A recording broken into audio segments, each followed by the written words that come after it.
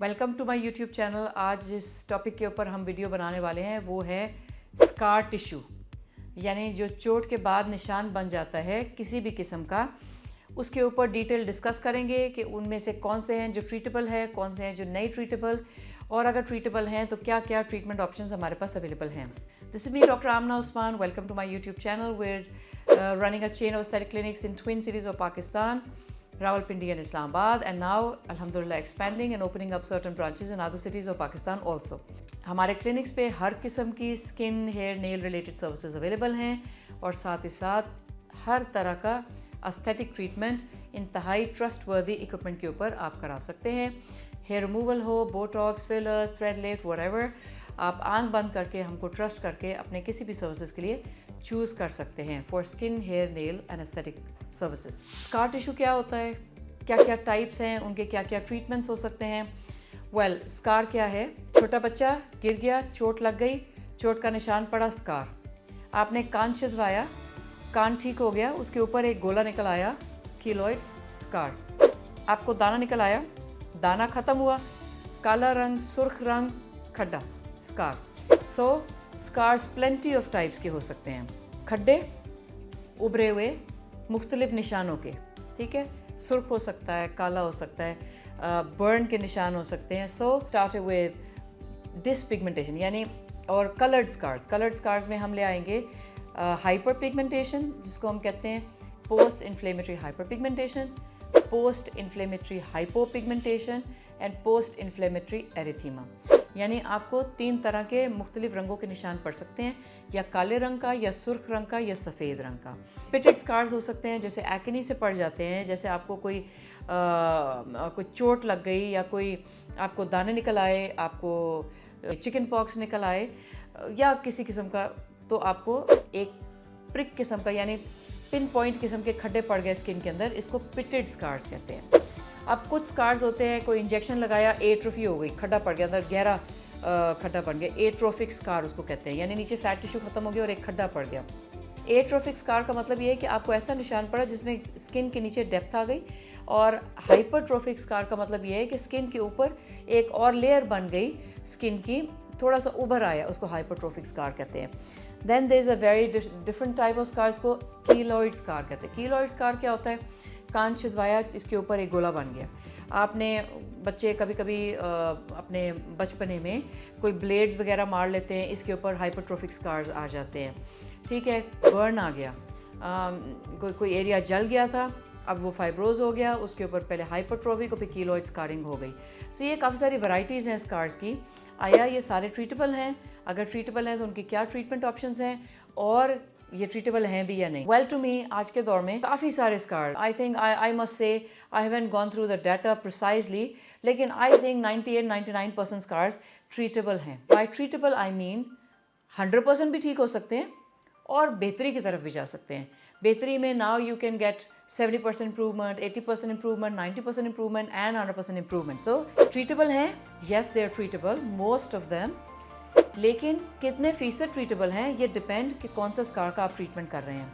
Okay, let's start with PIH and PIE and PI hypopigmentation.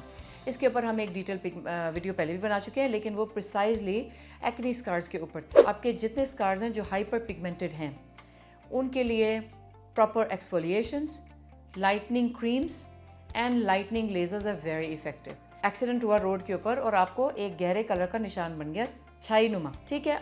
अगर तो आप इसको वाकई ठीक करने चाहते हैं तो जैसे ही आपको नज़र आया इमीडिएटली इसका ट्रीटमेंट स्टार्ट करें, क्योंकि अभी वो पोस्ट इन्फ्लेमेटरी हाइपर पिगमेंटेशन है, यानी आपको चोट लगी, सुर्खी आई, सुर्खी ठीक हुई, निशान पड़ गया। At this point of time it is post inflammatory hyper pigmentation. अभी इसका ट्रीटमेंट काफ़ी हद तक पॉसिबल है। सुर्खी ख़त्म हो गई है और अब काले रंग का निशान नुमाया होना शुरू हो गया है। अब ये वक्त है जब आप फ़ौरन अपने डॉक्टर को रब्ता करें। बेहतर तो ये होता है कि जैसे ही चोट लगे तभी रब्ता करें अपने स्किन कंसल्टेंट को, ताकि वो आपको गाइड कर सके कि इसकी प्रिवेंशन कैसे करनी है कि निशान पड़े नहीं। अब आप लेट हो गए हैं और अब आपको निशान नज़र आना शुरू हो गए, फ़ौरन रब्ता करें ताकि आपके ट्रीटमेंट शुरू हो सके।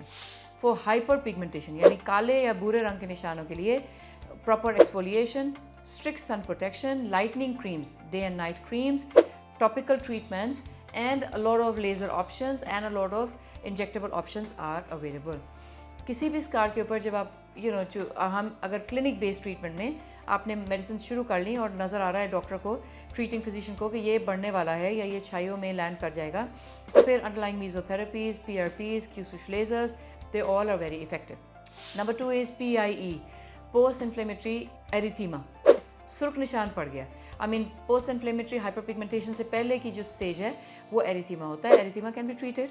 इन्फ्लेमेशन को थोड़ा सा रिड्यूस करना होता है और लाइटनिंग क्रीम्स लिख के दें. और उसमें अगर हम एक्ने के हवाले से बात करें तो एक्ने के जो PIE होता है वो कुछ प्रोडक्ट्स के साथ, जैसे नाइसिनामाइड हो गया, एजिलिक एसिड हो गया, and mild sort of lightning creams help करती हैं इसको कम करने में. Post inflammatory hypopigmentation, yes, it's also treatable.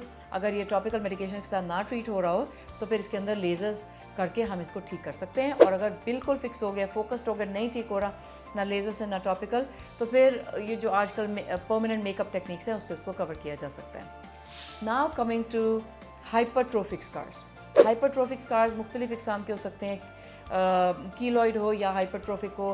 कान पे छिदाया ट्रोफिक स्कार बन गया, या आपका कीलॉइड बन गया, नाक पे आपने पियर्सिंग कराया उससे बन गया, या आपने कोई गॉड फॉरबिड बर्न वगैरह के बाद आपको हाइपरट्रोफिक स्कारिंग आ गई, या कोई आपके पास सर्जिकल ट्रीटमेंट्स हुए, सिजेरियन हुआ या कोलिसिस्टेक्टमी हुई, फिर कोई लेप्रोस्कोपिक किसी किस्म का कोई काम हुआ, तो आपके सर्जिकल एंट्री पॉइंट के ऊपर आपका हाइपरट्रोफिक स्कार बन गया. आया ये ट्रीटेबल है? Yes, they are all treatable. इसके अंदर प्रिलिमिनरी तो ये है कि कुछ ख़ास तरह के बैंडेजेस आते हैं जो इनको बढ़ने से प्रिवेंट करते हैं. तो अगर आपको लग रहा है और या आपके जिस्म के अंदर टेंडेंसी है कि आपके स्कार्स को ये प्रॉब्लम आ जाता है, तो बेहतर ये है कि आप कोई भी ट्रीटमेंट के बाद अपना स्कार बैंडेजेस ज़रूर पहनें. जो सिलिकॉन बैंडेजेस हैं उनमें कुछ बहुत मशहूर नाम हैं, तो वो आप पहनना शुरू कर दें. And you should continue wearing them for around 3 months to 6 months.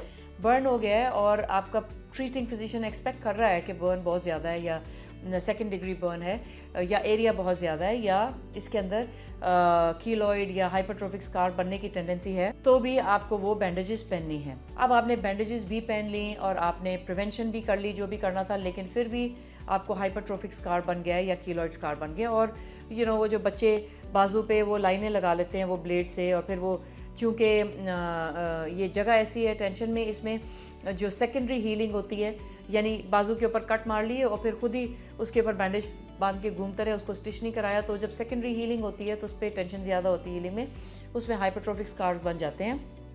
तो तब ट्रीटेबल है कि नहीं? यस. आपको बर्न के बाद स्कार्स आ गए, हाइपरट्रोफिक हो गया, आपको पियर्सिंग के बाद स्कार्स आ गया, आपने बचपन में कोई ब्लेड्स कर लिए थे, कट कर लिया था बाजू के ऊपर या कहीं पर भी, तो वो ट्रीटेबल है और काफ़ी हद तक ट्रीटेबल है. Combination of topical creams with इंट्रालीजनल का मतलब ये होता है कि जहाँ जहाँ आपको ज़ख्म है वहाँ पे इंजेक्शंस कुछ लगाते हैं, और with certain kind of laser treatments. It's Fairlie possible. बहुत दफ़ा हमने बच्चे देखे हैं जो अपना ISSB का टेस्ट उन्हें देना होता है, but because of those scars उनका फिजिकल फेल हो जाता है या नहीं पास कर सकते.